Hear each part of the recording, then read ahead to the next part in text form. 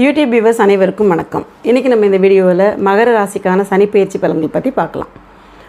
சனிப்பெயர்ச்சி பார்த்திங்கன்னா வருகின்ற மார்ச் மாதம் 29ஆம் தேதி 2025ஆம் வருடம், அதாவது திருக்கணித பஞ்சாங்கப்படி கும்பராசியில் இருக்கக்கூடிய சனி பகவான் மீன ராசிக்கு இடப்பெயர்ச்சி அடைகிறார். ஸோ இது நாள் வரைக்கும் நமக்கு பார்த்திங்கன்னா சனி 7 சனி போய்கிட்டே இருக்குது அப்படின்னு சொல்லிக்கிட்டு இருந்தோம். திருப்பி ஜென்ம சனிக்கு வக்கரமாகி உட்காந்தது, மாறி மாறி சனியோடையே ட்ராவல் பண்ணுற மாதிரி ஒரு சூழ்நிலை இருந்தது. ஒரு வழியாக நமக்கு 7 சனி முடிவுக்கு வந்துருச்சு. இப்போ முடிவுக்கு வந்த சனி அப்படின்னு பார்த்திங்கன்னா நமக்கு 3வது வீட்டில் போய் உட்காருது. என்ன மாதிரியான பலன்கள் கொடுக்க போகுது அப்படின்றத பற்றி பார்த்துடலாம். மகர ராசிக்கு அதாவது பார்த்திங்கன்னா 7 சனி பாத சனியாக இருந்த பட்சத்தில் 2ஆம் வீட்டில் இருக்கும் பொழுது சில நல்ல விஷயங்கள் கண்டிப்பான முறையில் கொடுத்துருக்கும். ஏன்னா குடும்பஸ்தானம் தனஸ்தானம் இல்லையா, அங்கே இருந்த சனி அப்படின்னு பார்த்திங்கன்னா பல முயற்சிகளில் வெற்றிகள் கிடைக்கிறது. அதே மாதிரி சின்ன வயசில் இருக்கக்கூடிய 30 வயசுக்குள்ளே இருக்கக்கூடிய நபர்களுக்கு சின்ன சின்ன தோல்விகள் வரும், அலைக்கழிப்புகள் வந்திருக்கும், நிறைய வேலை கிடைக்கிறதுக்கு படிக்கிறதுக்கு எல்லாத்துலேயுமே தடைகள் தாமதங்கள் அப்படின்லாம் வந்திருக்கும், மன அழுத்தங்கள் போயிட்டு இருந்திருக்கும். அதே மாதிரி அந்த 30 வயசை கடந்தவங்களுக்கு பார்த்திங்கன்னா பல மாதிரியான நல்ல முன்னேற்றங்கள் அப்படின்றது நிச்சயமாக கிடச்சிருக்கும். இடமாற்றம் அப்படின்றது, வேலை மாற்றம், வேலையில் உயர்வு, இந்த மாதிரி விஷயங்களும் நிச்சயமாக வந்திருக்கும். வக்கரசனி காலகட்டத்தில் பார்த்திங்கன்னா சில கஷ்டங்களையும் கண்டிப்பான முறையில் பார்த்தே இருப்பாங்க. ஏன்னா மகர ராசி செவ்வாய் உச்சம் பெறக்கூடிய ராசி. அந்த இடத்துல திரும்பவுமே சனி உட்காரும் பொழுது சின்ன தாக்கங்கள் அப்படின்றது ஏற்படுத்தி கொடுத்து தான் இருக்கும். அதுக்கப்புறமா பார்த்திங்கன்னா வக்கர நிவர்த்தி அடைஞ்சதுக்கப்புறமா நமக்கு உடனே சனியோட பெயர்ச்சி காலமும் வந்துடுது. ஸோ சனி பெயர்ச்சி நடந்ததுக்கப்புறம் உங்களுடைய பிரச்சனைகள் இது நாள் வரைக்கும் தொடர்கதையாக இருந்துக்கிட்டு இருந்த சனியோட தாக்கம் முடிவுக்கு வந்துருச்சு அப்படின்னு நினச்சிக்கோங்க. மகர ராசிக்கு 3வது வீட்டில் இப்போ சனியுடைய அமர்வு இருக்குது. 3ஆம் வீடு அப்படின்னு பார்த்திங்கன்னா தைரியஸ்தானம் மற்றும் சகோதரஸ்தானம். இந்த இடத்துல சனியோட அமர்வு வந்ததுனால தைரியம் கூடுதலாக இருக்கும். எதுவாக இருந்தாலும் பார்த்துக்கலாம், நம்ம முயற்சி பண்ணி எப்படியும் சக்ஸஸ் பண்ணிடலாம் அப்படின்ற மாதிரியான ஒரு புது உத்வேகம் அப்படின்றது கண்டிப்பான முறையில் வரும். கிரக அமைப்புகள் பொறுத்து, அதாவது உங்களுடைய ராசி கட்டத்தில் மீன ராசியில் என்ன கிரகம் உட்காந்துருக்கு அப்படின்றத பொறுத்தும் உங்களுடைய வேகம் அப்படின்றது ஜாஸ்தியாக போகிறதுக்குண்டான வாய்ப்புகள் இருக்குது. உங்களுக்கு மீன ராசியில் சுக்கிரனோ இல்லைன்னா குருவோ உட்காந்துருக்கு அப்படின்ற பட்சத்தில் அளவுக்கு அதிகமான நன்மைகள் அப்படின்றது வந்தே தீரும். வாழ்க்கையில் நல்ல முன்னேற்றங்கள் அப்படின்றது படிப்படியாக வரதை கண்கூடாக பார்க்க முடியும். ஒரு கால் செவ்வாய் உட்காந்துருக்கு அப்படின்ற பட்சத்தில் சின்ன எதிர்மறை தாக்கங்கள் வரும். ஆனாலும் அதெல்லாம் நிரந்தரம் கிடையாது. பல நல்ல முன்னேற்றங்கள் அப்படின்றது வந்துக்கிட்டே தான் இருக்கும், கவலையே பட வேண்டாம்.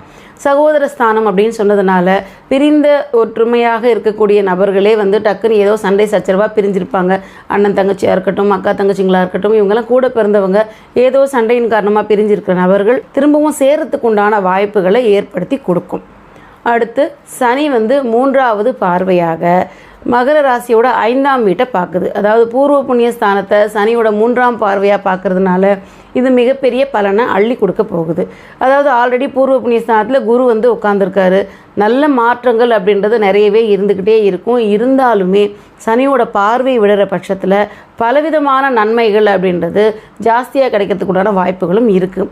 வேலையில் முன்னேற்றம் முதல் விஷயம். வேலை சார்ந்த முன்னேற்றம், பதவி உயர்வுகள், வேலையில் நல்ல மாற்றம். நம்ம ரொம்ப நாளாக அப்ளை பண்ணி வச்சுருக்கிற விஷயமெல்லாம் எதுவுமே கிணத்துல போட்ட கல் மாதிரியே இருக்குது, எந்த ஆப்பர்ச்சுனிட்டியும் கிடைக்கவே இல்லைன்னு நினச்சிக்கிட்டு இருந்த நபர்களுக்கு வேலை வாய்ப்புகள் வரத்துக்கு உண்டான வாய்ப்பு உண்டு. அதே மாதிரி வெளிநாட்டில் போய் வேலை செய்யணும் அப்படின்னு நினச்சிக்கிட்டு இருக்கவங்க, வெளிநாட்டில் படிப்புக்காக போகணும்னு பிளான் பண்ணவங்களுக்கெல்லாம் அந்த வாய்ப்பு நிச்சயமாக வந்தே தீரும்.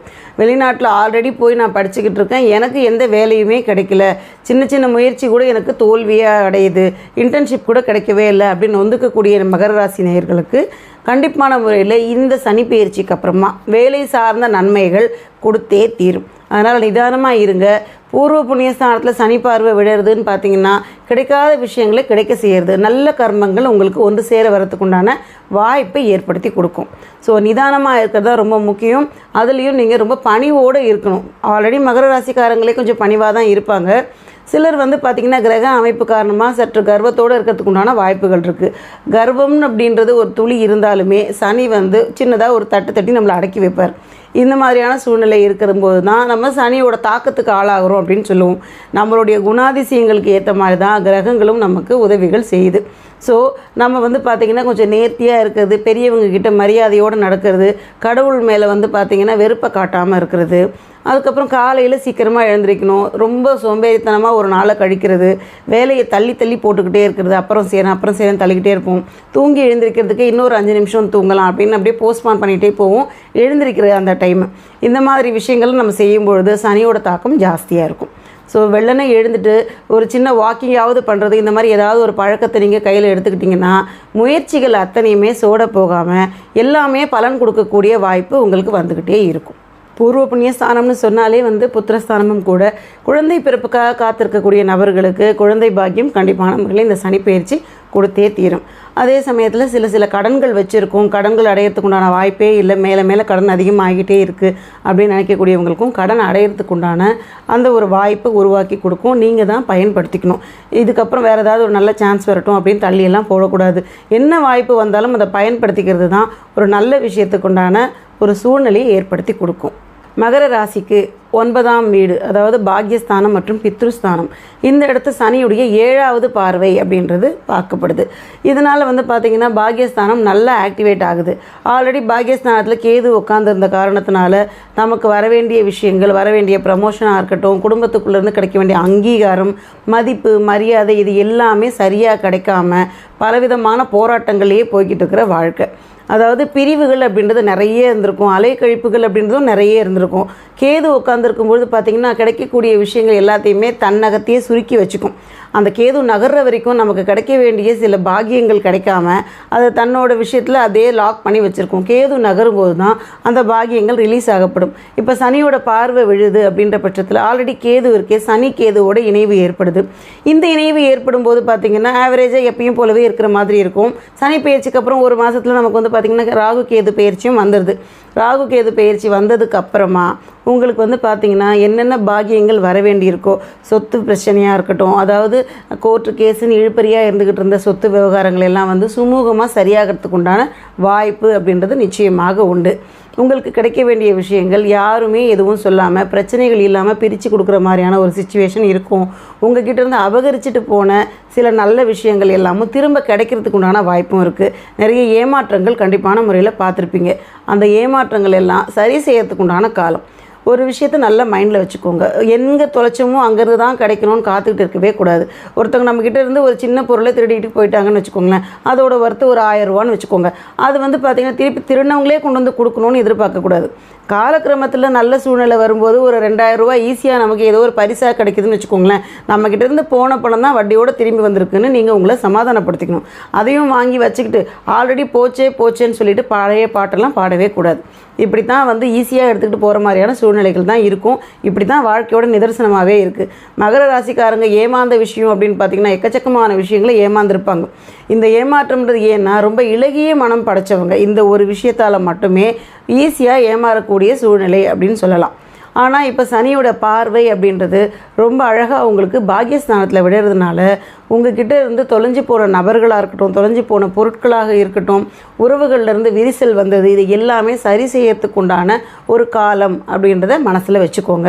எப்பயுமே நம்ம தகப்பன் வழியில் இருந்து நமக்கு கிடைக்க வேண்டிய சில நல்ல விஷயங்கள், நல்ல கர்மங்கள், அவங்களால நமக்கு செய்ய முடியாத சில விஷயங்கள், சிலருக்கு அவங்க இல்லாமல் இருக்கலாம், அவங்களால செய்ய முடியாத விஷயங்கள் எல்லாத்தையுமே கூட கடவுள் அருளோட அந்த நல்ல கர்மங்கள் கைக்கு வர செய்கிறது சனியோட பார்வை அதை ஆக்டிவேட் பண்ணி கொடுக்கும். ஸோ பித்ருக்களுக்கு செய்ய வேண்டிய அவங்களுடைய கடமைகள் எல்லாத்தையும் சரிவர செய்யுங்க.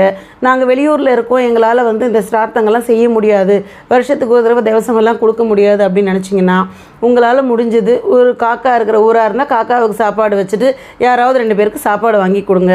காக்காலாம் எங்கள் ஊரில் இல்லை அப்படின்னு சொன்னிங்கன்னா யாராவது ஏழையாக இருக்கிற நபர்களுக்கு சாப்பாடு வாங்கி கொடுங்க, துணிமணி 2 பேருக்கு வாங்கி கொடுங்க. இப்படி நீங்கள் செய்கிற பட்சத்தில் உங்களுடைய பாவங்களை நீங்கள் கழிச்சிக்கலாம். திருமணத்துக்காக காத்திருக்கிறவங்களுக்கு ஏழை குழந்தைங்க யாருக்காவது திருமணம்னா அவங்களுக்கு ஏதாவது ஒரு உதவிகள் செய்யுங்க. பண உதவியாக செஞ்சாலும் சரி, இல்லை நகநட்டாக கொடுத்தாலும் சரி, உங்களுடைய தரத்துக்கு ஏற்ற மாதிரி உதவிகள் செய்யுங்க. இதெல்லாம் செஞ்சு தான் ஆகணும்னு கிடையாது, கர்மாக்களை கிளியர் பண்ணிக்கிறதுக்காக பண்ணக்கூடியது தான். ஸோ பித்ருக்கெல்லாம் நான் கரெக்டாக தான் கர்மாக்கள்லாம் பண்ணுறேன் அப்படின்னா தாராளமாக வேறு எதையும் பண்ண வேண்டாம். முடிஞ்ச வரைக்கும் நீங்கள் தானங்கள் சின்னது பண்ணால் போதுமானது. உணவு தானம் பண்ணுறதே பெரிய விஷயம். அதுக்கப்புறம் யாருக்காவது செருப்பு இல்லாமல் கஷ்டப்படுறவங்களுக்கு செருப்பு வாங்கி கொடுங்க. இதெல்லாம் சனியை பிரீத்தி பண்ணக்கூடிய ஒரு விஷயம். கோவில்களுக்கு போகிற பட்சத்தில் என்ன பண்ணுறீங்கன்னா அங்கே வெளியே இருக்கிற நபர்களுக்கு உள்ளே போகிறதுக்கு முன்னாடியே தானங்கள்லாம் பண்ணிடுங்க. அங்கே பார்த்திங்கன்னா உணவுக்காக இருக்கிறவங்களுக்கு உங்களால் எது முடியுமோ அதை வாங்கி கொடுங்க. சனிக்கிழமைகள்லேயே போயிட்டு தானங்களை பண்ணுங்கள். சனிக்கிழமை தான் நீங்கள் பண்ணணும். ஏன்னா சனி ஆட்சி பெறுற வீட்டில் இருக்கிறதுனால பல போராட்டங்கள்லேருந்து வெளில வரீங்க. ஒரு வழியாக உங்களுக்கு சனியிலிருந்து விடிவு காலம் அப்படின்னு சொல்லலாம். 7 சனி போய்கிட்டு இருந்தது. அதுக்கப்புறம் 7யோடு சேர்த்து திருப்பி நமக்கு வக்ர சனி வந்தது. அப்புறம் நமக்கு 9வது வீட்டில் கேது வந்துடுச்சு. கடந்த ஒரு 4 வருஷமாகவே பலவிதமான போராட்டத்தை தொடர் போராட்டம் அப்படின்னு சொல்லலாம். இந்த சனி பகவான் நமக்கு மொத்த பிரச்சனையும் கொடுத்தாருன்னு சொல்ல முடியாது. தொடர்கதையாக இருந்த மற்ற கிரகங்கள் எல்லாமும் சேர்ந்து பல குழப்பங்கள் நம்ம தலையில் பார்த்திங்கன்னா எப்பயுமே நிறைய குழப்பங்கள் ஓடிக்கிட்டே இருந்த மாதிரியான ஒரு சூழ்நிலையில் இருந்தது. இதெல்லாம் முற்றிலும் மாறுபட்டு கிளியராக ரொம்ப தீர்க்கமாக நல்ல விஷயங்களை மட்டுமே நீங்கள் எடுக்கிற மாதிரியான சிச்சுவேஷன் வரப்போகுது. சனி பகவானுடைய 10வது பார்வை அப்படின்னு பார்த்திங்கன்னா உங்களுடைய ராசிக்கு 12வது வீடு விரயஸ்தானம். விரயஸ்தானத்தில் சனியுடைய பார்வை விடுது. இது நாள் வரைக்கும் தண்ணி மாதிரி காசு செலவாகிக்கிட்டே இருக்குது. கடன்களும் ஜாஸ்தியாகிட்டு இருக்குது. ஒரு நிம்மதி அப்படின்றது இல்லவே இல்லை. மனசுக்கு ரொம்ப சங்கடமாகவே இருக்குது. எவ்வளவு செலவு பண்ணாலும் அதில் ஒரு அதாவது ஒரு விஷயத்தை நம்ம வாங்கினாலும் செலவு பண்ணாலும் திருப்தியே அடைய முடியல, ஆனால் செலவு மட்டும் ஆகுது அப்படின்னு நொந்துக்கிட்டு இருந்த நபர்களுக்கு இது ஒரு நல்ல பொற்காலம்னே சொல்லலாம்.